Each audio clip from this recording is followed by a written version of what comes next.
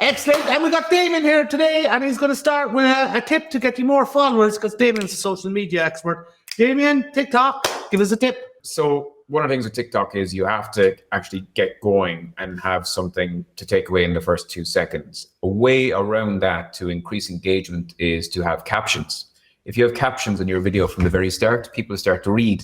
That engages the different parts of the brain, and people actually stop their scroll to read. That tells the algorithm that people are interested in your content. Your video will actually get recommended more in the feed. Sweet. So that's brilliant. That's a great tip, actually. So in all fairness, people will stop to read your thing.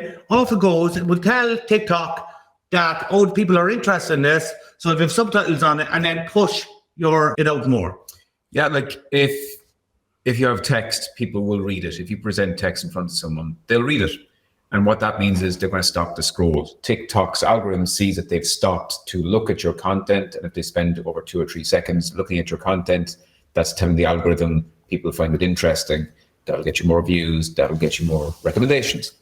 Excellent. And Damien, this is literally his job. He gets paid for this. So that's great, Damien. It's absolutely fabulous to have you here today. And look, what we're going to do, we're going to talk about ChatGPT, but we're going to do it different to everyone else out there. We're going to try to dumb it down for us to begin with. Your view on ChatGPT, and sum it up in a couple of minutes, couple of seconds, whatever, what you think ChatGPT is, and more importantly, is it going to kill us? So, maybe, kind of. So, whoa, I wasn't expecting that, but let's go. So, ChatGPT is almost like your personal butler or your personal tutor. And what it's done is it's gone to a library, it's read everything in the library about everything that's in every book.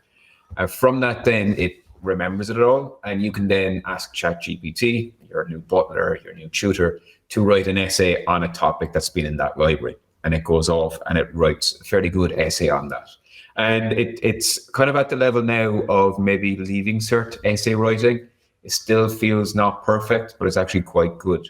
But it can do amazing things. You can actually ask it to write a letter, an old school letter, or an email to someone, apologetic email, very formal email, informal email. It does all that kind of stuff. So what it's done is it's looked at pretty much every document that's found on the internet. It's put into a giant database, and then it can create stuff from that. That's such a great way of putting it, because Dan, you just kind of explained it to me in a better way as well. Whoa. And I'm going to actually jump here now before we go into the ins and outs of it. Damien, in all fairness, if it's that good and everything, is it not just a matter of time before they can put that knowledge into a proper robot android, and we have kind of like you have your ultimate helper there? Is it, or is that too far a reach? The trouble is, just like your doctor says, don't go on the internet to look up this disease. You shouldn't trust it for stuff that you're looking for scientific data or accurate data. It's almost like a bluffer going into an exam, and they just read the crib notes from somebody else, but just before they go into the exam, and you'll get by. But like lots of people have done things like put symptoms of a disease into ChatGPT, and it goes, you've got cancer, you're going to die. And it turns out like you just might have hives. So it's all based on what's being fed into it and the way it's being fed in. Right now, it's just everything on the internet that's been dumped. So if someone has an opinion on something that's not factual, ChatGPT can still push that back into whatever it's writing for you. So basically at the moment, it's just like Google on steroids, or it's in the sense that it's still dragging the information from the same pool of information. So is it? Yeah, it's like Wikipedia is pretty much verified and checked, and they've got thousands, tens of thousands, probably hundreds of thousands of editors that go through a Wikipedia article and go, that's not correct. We need backup for that. So if you look at the bottom of a Wikipedia article, there's always links to other articles that show that this has been checked and this has been verified. But ChatGPT doesn't do that. It's just looked at every web page. So if you write a piece of fiction about how to find gold based on the way trees grow in a certain area, ChatGPT doesn't know if that's fictional or not. And so if someone asks ChatGPT to write an article on how to find gold in Crosshaven and Cork, it can create stuff that seems very realistic. And the thing is, it's definitely ChatGPT is a confident white man giving you information. Yeah, I heard that. Yeah. So it may not be factually correct, but the potential is huge. I see it as the same way when Photoshop came out first, it changed the way design was done, and it actually, to me, in my view, kind of democratized design. You've now got a tool that can do some amazing things, and it's just using that tool properly, and that tool will get refined. Look at the first days of Photoshop; it was basic. It did barely anything, but still changed things. Look at Photoshop today. But see, now you brought up a very, very interesting point, because when Photoshop came out and you said it changed graphic design, yeah, I'd imagine when Photoshop came out first, people went, "This is going to take graphic designers' jobs." It enhanced their jobs, I would imagine. So it is going to take certain people's jobs, in the sense that, we were discussing earlier about copyright in writing up for websites and all that. Where do you fall on, right, I'm going to put you on the spot. Good thing, a bad thing, ChatGPT. I think it's a very good thing. I was actually trying to find articles when Photoshop came out first, where designers said it was like stealing our jobs and so on. But in a way, to become a designer, you might have had to intern for free for years, or you might have needed a college degree or something. You might have had means to become a designer, and you had to know someone to get into a design company. Whereas when Photoshop came out, someone that more than likely pirated Photoshop, downloaded it off of Ware's website and started using it. And then all of a sudden you had 9-year-olds and 10-year-olds creating amazing stuff. And there's plenty of these stories of where those people were doing videos and stuff at home, and they ended up getting a deal in Hollywood. So it's making it more accessible for everyone.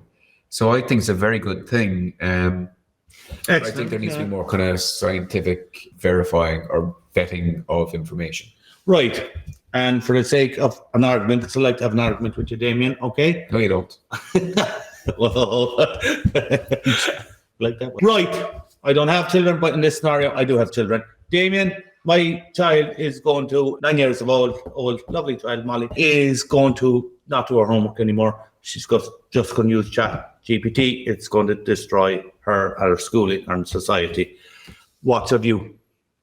Go, Molly. I'd give her ChatGPT, because what ChatGPT, when it works well, when it produces content, is it gets you to break down what it needs from you.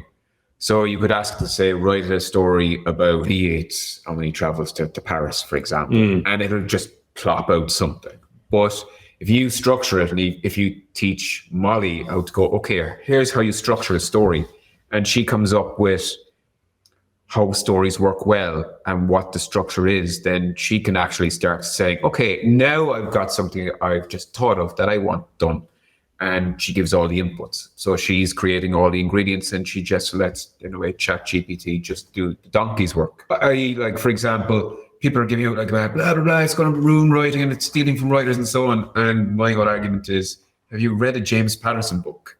James Patterson books, there's like 10 come out every year, and it's actually a team of writers. James Patterson comes up with an idea, and that's it. And he has other people do all the work for him. Damien Hirst, the very famous artist, has a factory where he actually gets interns and probably artists that aren't making any money, and they do all the work for him. He just signs his name to it. So it's just a tool at the end of the day. Do you know something, Damien? I love the way you explained. I really genuinely love the way you explained it there, because you are very good. Because I obviously, that Molly's story was a bit made up, but the thing about it is that schools can embrace it or try to fight it, and you can't fight it because it's coming down the lines. But one of the reasons why I asked you on the show is because you and me in communication a lot, and you have learned, and you have been teaching me basically that by posing the questions, you can just go to ChatGPT, and it's kind of like nearly writing code.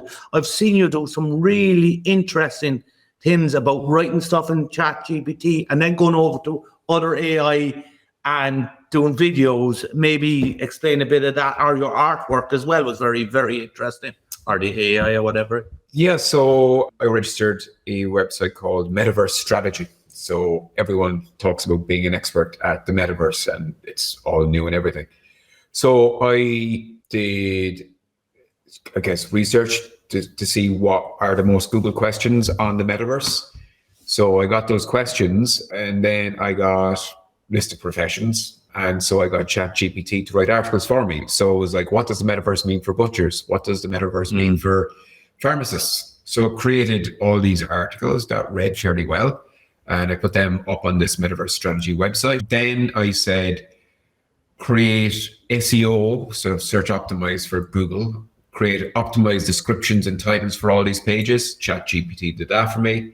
And then I use one of the graphic AI programs called Diffusion AI. And I said, just create an image of a butcher's in this futuristic space with people with headsets. So I created about 30 or 40 pages on that, I guess, over the space of 2 days. And I've got a whole website now, which actually the information is quite good. And so I'm just now seeing, I've submitted that to Google, and I'm going to see how well that totally AI created website will work. That's mad. It's mad way. It's the mad way when you showed me that video. It's mad way that you wrote that.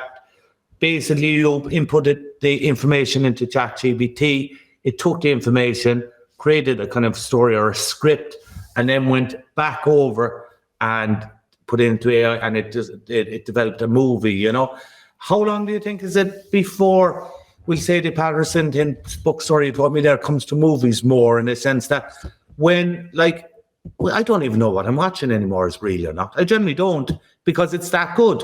I'm not saying that and yet we're just so early, we're just sitting around the campfire yet when it comes to this, is my feeling on it yet. There was, what was that Star Wars movie, one of the prequels, it was set in its own world. I'm forgetting. Come on, you can be nerdy, I'll get out. But it was kind of like the prequel to the Princess Leia movie. They go to a planet and they have to find the plans for the Death Star. Anyway, the guy who directed that, he created the movie himself from recordings, clips he took from video games and from other movies. So I'd love to get a copy of this, but he basically designed and created a whole movie based on other movie clips. So he just edited and cut and stuff like that. A bit like some of the DJs that just sample other songs and they create great songs from it. This guy sampled all these other movies, said, so I want this to happen next, like has happened in this movie, but different. And he did all of this. And then he showed all his special effects people and his cinematography people going, this is what I want. And they're going, cool, we get this. So I was able to explain it easily, because up to that point, people were still using kind of whiteboards and drawings and stuff. So the story was actually on a wall, all put out like that. And he did this thing just from clips. And I think we'll have the same with AI, that you'll say, okay, design me an intro to a movie. It's a science fiction movie. And it starts from looking at a planet kind of view. And then this happens. So you can type all of this in. So again, it's there's so many people out there that have amazing ideas in their head and they haven't the talent to draw or haven't the talent to create stuff on a computer. Now, years ago, Photoshop came along and people that had talent on computers, they were able to create stuff. So we don't even need that now. It's just someone that has a good creative idea. So I think what it means is people that are very creative but might not have skill sets can now actually push their stuff out there. So I think in the future, people will be just pitching stuff nonstop and creating these show reels that they go to Hollywood, and Hollywood goes, that's great. Let's make it a big Hollywood blockbuster. I absolutely love it. I'm delighted you came on for this, because you explained it so well. It's kind of like people learn differently, this and that. As I spoke a couple of times, I have issues with letters, reading, writing, dyslexia at times. But even doing my own ads there over the years, I loved walking in and trying to explain to graphic designers or something what you wanted done. And if you see what's been done out there on TikTok, seriously, the talent out there isn't it? Whereas people are now having their tools to create amazing talent on TikTok. So you're kind of nearly saying that with ChatGPT, it's just an essential tool. People can give them the prompts, give ChatGPT the prompt, and with the other AI, their ideas can come to life. Is that kind of what you're saying, I think? Yeah, like you mentioned TikTok. I think TikTok is the greatest creative resource we've ever seen. It just makes people like do amazing things. So much is coming out of TikTok. And I think the likes of these AI tools now will allow these very creative people to start creating their own stuff and get it out there to more people. So TikTok is like a billion TV channels, I guess, all in one now, where people are their own TV channels. And people can become very big with that. So I think, like, tied in with all these new video AI tools, text AI tools, we'll see just, I think, a massive kind of creative explosion that we've not seen since probably sound came into movies, or actually movies got created in the first place. Do you know something? I really got so much out of this, or getting so much out of this conversation, because you're after explaining it in such a beautiful way, in a sense that I was always saying there that this is not, I don't think it's going to take job. One thing I say is back 100 years ago, there wasn't such thing as computer programs as such, programmers out there as such. There wasn't social media experts out there as such. And now there's a whole generation of people doing that. So it's going to be intriguing to see what jobs, roles are out there. And I can see you being so far ahead of a lot of people on it, in the sense one of the job roles will be definitely getting someone to input this into Chat GPT. I don't know, do we have a name for an inputter of Chat GPT? It's prompter, I think. A prompter. Yeah, a prompter.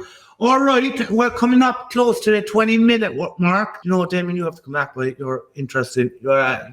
Pick a different topic. Yeah. So I, just before we finish, there's this whole concept, not what I call socialist, called fully automated luxury communism. Yeah. So it comes kind of from sci-fi. And the idea is that AI will take over all the kind of the rough work that we do. So it means everything is automated by AI. They do all our jobs. But what that means then is that they'll do all the mining, they'll do all the digging, they'll do all the productivity. We don't have to work. And it means then that resource-wise, just stuff is created for us. One would have the same amount of money kind of thing. And then that leaves us just to be creative, and be creative if you want to, or just do nothing if you want to. I think AI can actually start to bring about that. We would, yes, and then we'd probably get a minimum working wage. You know what? Go on, talk. It's very interesting. It's this idea that, and there's science fiction. Yeah, no, I'm written about it, where money doesn't matter anymore because there's plenty of resources for everyone. So anyone can do whatever they want if they want to do it. And that then creates whole worlds or planets of people just having fun and being very, very creative. I agree. Because they have all the resources. No, I agree. I think just sitting back, I don't think people will ever sit back and do nothing, even if they won't. And it's a myth that they won't do anything. We'll do something that we always wanted to do. It will, to get away from the jobs that are so repetitive and the whole thing. Yeah, I tell you what, that's a conversation for another day. A bloody interesting conversation as well. David, I really enjoyed you coming on. Do you have anything you want to plug? No. Oh, well, I'm all good. Yeah. We're a pure podcast. Check me out on the internet or something. The Twitter is big. Try and use ChatGPT yourself, and and be creative and have fun. Yeah. Great, thank you very much, and we're calling this a talkcast anyway. All right, thank you. Bye-bye.